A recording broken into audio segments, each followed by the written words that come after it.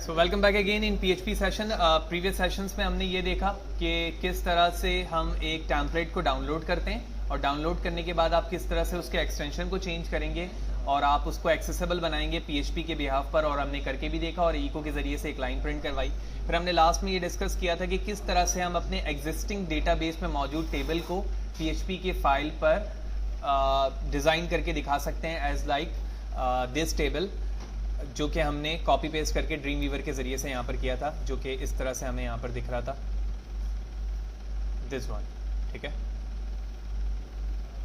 तो इसके लिए सबसे पहले मैं अपने ड्रीम वीवर पे वापस चलता हूँ और प्रीवियस कुछ सेशंस में, अगर आपने वो वीडियो सेशंस देखा होगा तो आपको उस बारे में पता होगा, जहाँ पर हम सबसे पहले लेकर आ रहे थे टेबल को अपने वेब ब्राउज़र पर। ठीक है, जो फाइल कौन सी है पहले मैं वो शो करता हूँ और उसके बाद उसका आउटपुट।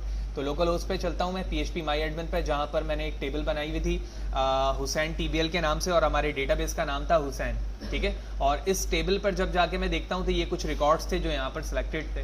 ठीक है, यानी कि ये फील्ड रिकॉर्ड थे।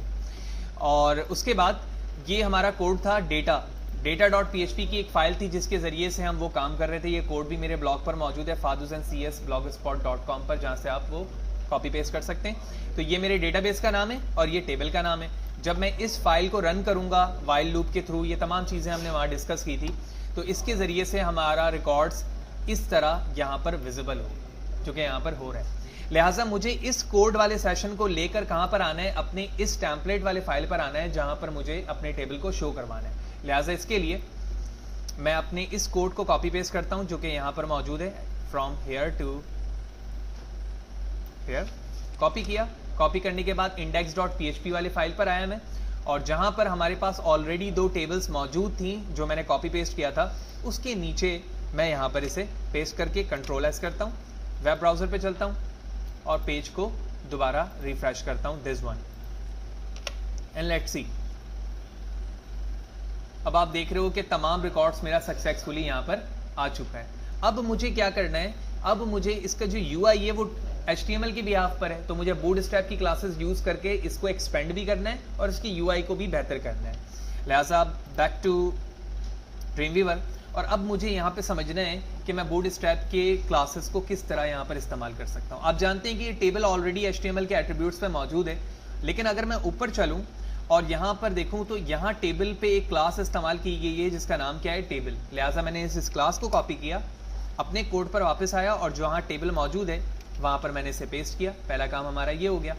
दूसरा काम यहाँ पर आप देख रहे हो कि टेबल हेडिंग में स्कोप लिखा हुआ है यहाँ पर। ठीक है, लिहाजा मैं इस स्कोप कॉलम को कॉपी करता हूँ और जहाँ पर हमारी हेडिंग प्रिंट हो रही है, अगर हम बगौर देखें तो वो ये हेडिंग एरिया है। ठीक है, और साथ ही साथ ये रिकॉर्ड्स को लेकर भी आ रहा है। तो पहले तो हम इस टेबल रॉ के अंदर इसे रखते हैं। ठीक है, और इस टेबल रॉ के अंदर तमाम रिकॉर्ड्स आ गए। इसके बाद TD के अंदर आप देख रहे हो स्कोप के साथ रॉ है, यहाँ पे भी रॉ है, ये कॉलम था, टेबल हेडिंग है यहाँ पर। लेकिन अभी हमने सिर्फ दो ही काम किए हैं। पहला काम ये किया कि हमने उसको HTML से हटाकर किस फॉर्म में लेकर आए, हम उसे बूटस्ट्रैप के फॉर्मेट पे लेकर आए, और उसके बाद हमने इस स्कोप को कॉलम में कन्वर्ट किया। लेट्स सी कि क्या चेंजेस आई हैं, फिर हम मजीद मॉडिफिकेशन करेंगे। तो मैं पेज को रिफ्रेश करता हूँ। ठीक है, मैंने रिफ्रेश किया और आप देख रहे हो कि इसके जो कॉलम्स थे वो एक्सपेंड हुए, और एक्सपेंड होने के बाद ये बूटस्ट्रैप के UI में कन्वर्ट होना शुरू हो चुका है। इसके बाद मैंने कुछ CSS की प्रॉपर्टी इस्तेमाल की हुई है यहाँ पर, जिसकी वजह से वो रेड कलर है। मैं इसे हटाकर चेक करता हूँ। तो इसको हटाने के लिए हमें यहाँ पर आप देख रहे हो सॉलिड रेड लिखा हुआ है, तो मैं इस एट्रीब्यूट्स को यहाँ से यहाँ तक CSS की जो है वो मैं हटा देता हूँ, इससे भी और इसी तरह इस TD से भी, और इसी तरह दूसरे TD से भी हम इस रिकॉर्ड को हटा देते हैं। Ctrl+S करते हैं, वेब ब्राउज़र पे वापस चलते हैं, एंड लेट्स सी अगेन।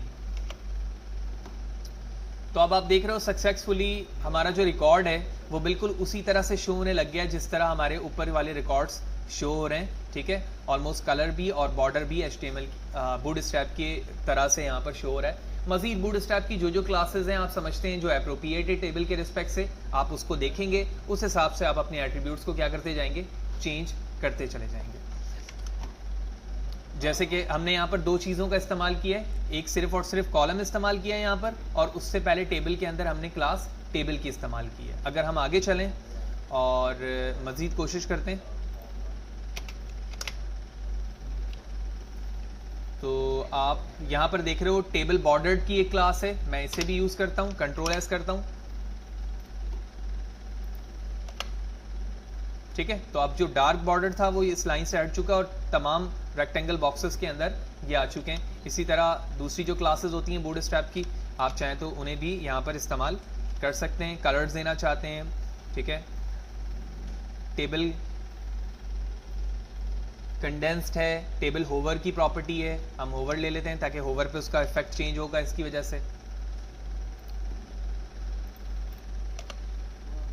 ठीक है। तो आप देख रहे हो होवर पे अब इसका इफेक्ट आने लग गया है, and so on so fourth. वो तमाम एट्रीब्यूट्स आप यहाँ पर इस्तेमाल कर सकते हैं जो कि बूटस्ट्रैप की होती है। तो इस सेशन पे हमने सक्सेसफुली इन चीज़ों को परफॉर्म किया जो पहले सेशन पे हमारा टास्क था कि हम किस तरह से अपने डेटाबेस से टेबल को अपने न्यू इंडेक्स फाइल पर यानी टेम्पलेट्स पर लेकर आएंगे। ना सिर्फ हम लेकर आए बल्कि जो ऑलरेडी उसमें HTML और CSS की प्रॉपर्टीज थी उसको हटाया और उसके बाद उसमें अपने रिक्वायर्ड बूटस्ट्रैप की क्लासेस को इस्तेमाल करके उसके UI को हमने according to the website change किया। मजीद इन्हेंसमेंट की ज़रूरत है या कलर की ज़रूरत है तो आप CSS भी यूज़ कर सकते हैं और साथ ही साथ बूटस्ट्रैप का भी इस्तेमाल कर सकते हैं जैसे कि हमने यहाँ पर अभी किया है।